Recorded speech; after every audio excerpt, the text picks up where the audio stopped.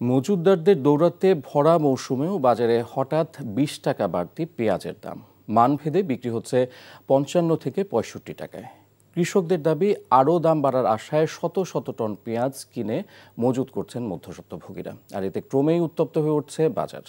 বিশ্লেষকরা বলছেন, কৃষকরাই দীর্ঘদিন পেঁয়াজ সংরক্ষণ করতে পারবেন এমন প্রযুক্তি হস্তান্তর করলে কৃষক ও ভোক্তা উভয়ের স্বার্থ নিশ্চিত করা সম্ভব। ফরিদপুর ও পাবনার প্রতিনিধিদের সহায়তায় সেলিম মালিকের রিপোর্ট। বাম্পার ফলনে এবার রমজানে অবিশ্বাস্য কম দামে বিক্রি হয়েছে দেশি পেঁয়াজ।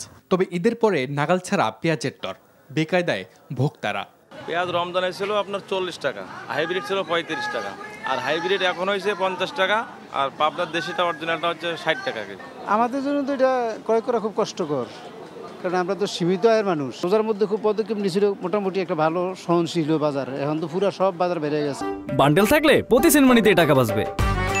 বিকাশ সেনমানি বান্ডেল কিনে জিতুন প্রতি লেনদেনে।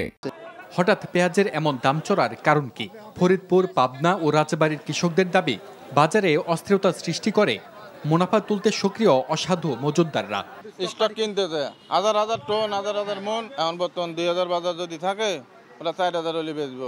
বেশি বেশি করে কিনে মানে রাখি করতেছে, এই কারণে পেঁয়াজের বাজার দেখতেছে ওরা। এই রাহিমাল যদি ছাড়ে মানে তো বাজার বইয়ে পড়বো, বাজার কমে যাবো গা, যে পরিমাণে রাহি করছে। ভোক্তাদের সংগঠন ক্যাব বলছে, মজুতদারদের দৌরাত্ম্য ঠেকানো না গেলে পেঁয়াজের দামে স্বস্তি মিলবে না। কৃষকের হাতে মানে সহজ শর্তে ঋণ পৌঁছানোর ব্যবস্থা করা। বিভিন্ন এনজিও, ব্যাংক অনেকেই টাকা দিচ্ছেন, কিন্তু সেটা যেন প্রকৃত কৃষকরা পায় সেই ব্যবস্থাটি নিশ্চিত করা, এবং মাঠ পর্যায়ে কৃষকের হাট তৈরি করা, যেখানে কৃষকরা সরাসরি বিক্রি করতে পারে।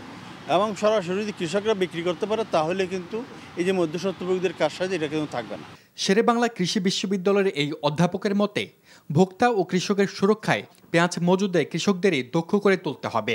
কৃষককে একটা বুদ্ধি শিখিয়ে দিতে পারতাম বা টেকনোলজি দিতে পারতাম, যে কৃষক উৎপাদিত পেঁয়াজগুলো ১ মাস, ২ মাস বা ৩ মাস তার নিজস্ব তত্ত্বাবধানে সংরক্ষণ করতে পারবে।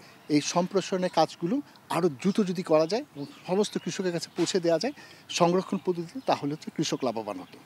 এখন মিডলম্যানরা কিনে নিয়ে আসছে, মিডলম্যানরা যখন আজকে ২ মাস পরে যখন দাম বেড়ে যাবে, তখন তারা কিন্তু বাজারে ছাড়বে, তাহলে দুই জায়গায় ক্ষতিগ্রস্ত হবে। পাশাপাশি তিনি পেঁয়াজের উৎপাদন বাড়াতে কৃষকদের সহজ শর্তে ঋণ ও কারিগরি সহায়তা প্রদানে সরকারকে এগিয়ে আসার আহ্বান জানান।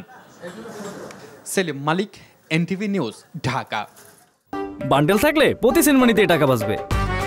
বিকাশ সেনমানি বান্ডেল কিনে জিতুন প্রতি লেনদেনে।